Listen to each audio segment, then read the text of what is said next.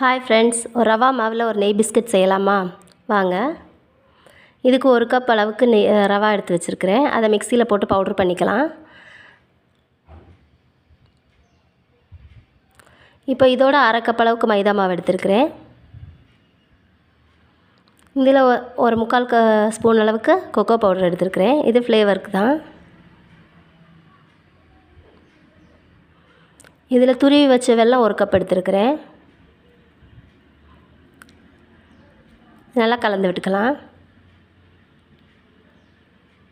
இதில் ஒரு 1/4 டீஸ்பூன் உப்பு, 1/4 டீஸ்பூன் பேக்கிங் பவுடர்,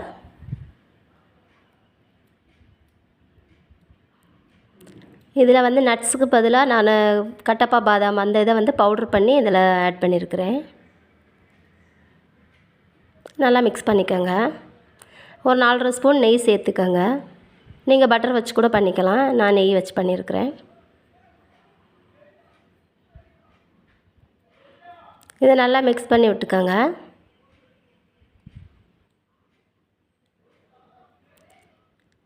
இப்போ இதுக்கு தேவையான அளவுக்கு பால் ஊற்றிக்கலாம். பால் வந்து சும்மா ஒரு 1/4 கப்பு தான் தேவைப்படும். நான் வந்து பால் இல்லாதனால இதுக்கு பதிலாக தண்ணி ஆட் பண்ணிக்கிறேன். நீங்கள் பால் சேர்த்துக்கோங்க. நான் அதில் கொஞ்சமாக தண்ணி சேர்த்துக்கிறேன்.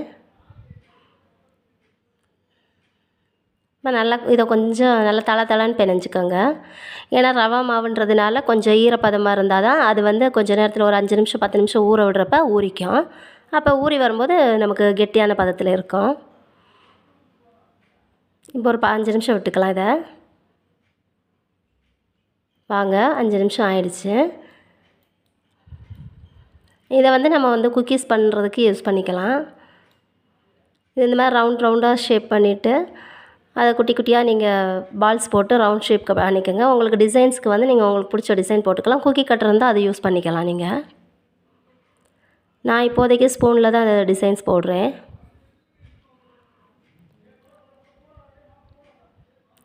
வாங்க, இதை பேக் பண்ணிவிட்டு வந்துடலாம். இது வந்து 180 டிகிரி ஃபாரன்ஹீட்டில் ப்ரீ ஹீட் 10 மினிட்ஸ் பண்ணிக்கோங்க. பண்ணிவிட்டு ஒரு 25 மினிட்ஸ் மட்டும் இதில் பேக் பண்ணுங்கள். இப்போ பாருங்கள், இது எவ்வளோ கிறிஸ்பியாக இருக்குன்னு பாருங்கள். இதை நான் உடச்சி காமிக்கிறேன். அவ்வளோதான் ஃப்ரெண்ட்ஸ், குக்கீஸ் ரெடி ஆகிடுச்சு. இதோட ஃபுல் வீடியோ வேணும் அப்படின்னா நான் டிஸ்கிரிப்ஷனில் லிங்க் கொடுத்துருக்குறேன். ஃபுல் வீடியோ போய் பார்த்துக்கோங்க. Bye friends.